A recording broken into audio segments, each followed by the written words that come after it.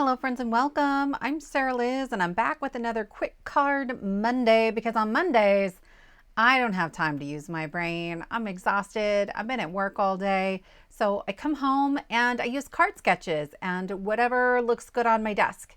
So I have some pattern papers and ephemera from Not Too Shabby. My friend Lynn from LV Handcrafted sent those to me.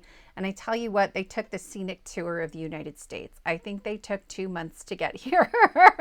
So I'm finally getting to use them and I'm so excited. It's this cute coffee theme. And I have cut 2 of the pattern papers to create the background for my card. If you are a fan of Sheetload of cards, you may recognize this layout. I am absolutely inspired by the March 2024 Sheetload of cards. I will link to Crafty Al's video below if you would like to check it out. She has a free printable. It gives you all the measurements that you need to make a single card, or the real great part of her sketches is that she shows you how to make a bunch of cards, a sheet load of cards.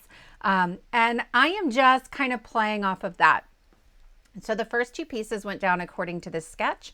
And then I added a little strip of specialty cardstock that I cut with my scrapbook.com slim strips.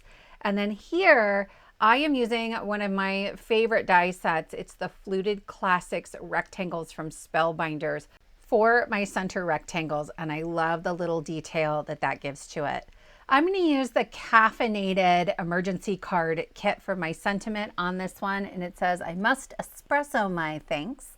I cut that out using the tick marks on the side. So it's about 1/4 inch. And then I'm just matting it on a 3/8 of an inch strip of cardstock. It is the same color as the brown fluted cardstock that's on my rectangle, but I still like that it has that matte. It's going to look a little more polished and finished that way. I used my 2-inch foam roll from scrapbook.com because it's super simple and it fits this beautifully. I added that to the back and then some 1mm foam on the back of the sentiment, some wet glue to help make sure that I get it straight. And that is my first card completed. And I really love this. Like, I just think a little ephemera and coordinating paper can go a long way towards a super cute card. For this second card, I am using this beer mug from Cat Scrappiness. I've had this in my stash for a while and I just think it's so funny. I am going to mask off the handle and then do a little bit of ink blending just with whatever is left over on my gray black blending brush, but you could skip this. Like, totally unnecessary if you're not up to that.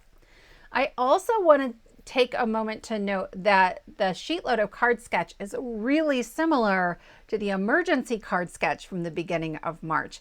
And so I just thought this was a really fun way to kind of stretch that idea and get a little bit more out of it. You could take what we're doing here and apply it to Emergency Card Kit 26 and that sketch and do many of the same things. We're going to make a St. Patrick's Day card. So I have created a green beer and I'm adding a little bit of Shimmer pen to that.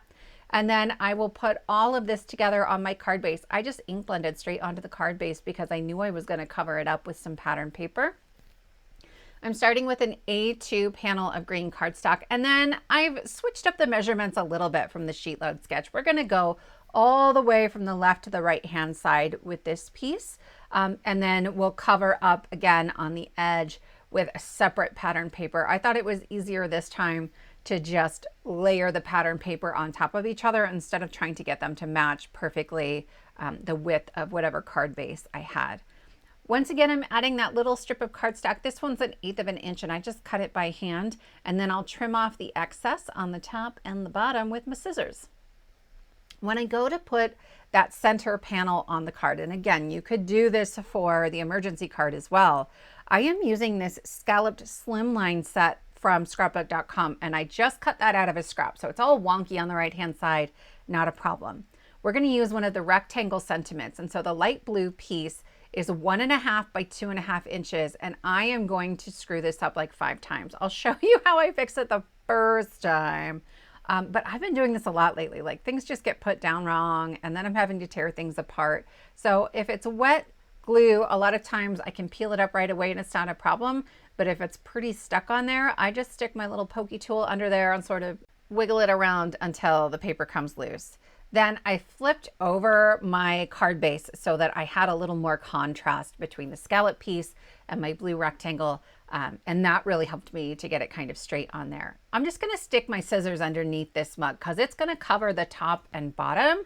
And see how wonky it is? Doesn't matter, right? I'm gonna add some glue and then the mug is gonna go on top. We're gonna put it on the card and I didn't have to measure anything and I love that. I stuck my glue kind of under the corner of that mug. I got really lucky. I didn't do a good job because the mug is over a little far to the left. I really should have put my sentiment on there before I added the mug just to make sure everything was going to fit. I promise it works out in the end, but I get a little lucky. Once again, I added my 2-inch foam roll from scrapbook.com and I am going to try to center that onto my panel. It's going to take me a couple tries, but we'll get there. And then I'm going to bring in, these are the sentiments from kit 26, okay? And there are Easter sentiments, and then there's a separate page for St. Patrick's Day sentiments. And I am cutting up, connecting the tick marks, but leaving them connected on the top. That way, when I rotate, I still have the tick marks on the left and right-hand sides. So I'll just run that through my trimmer, connecting the tick marks, and I'm going to use one of these down at the bottom. Let the shenanigans begin.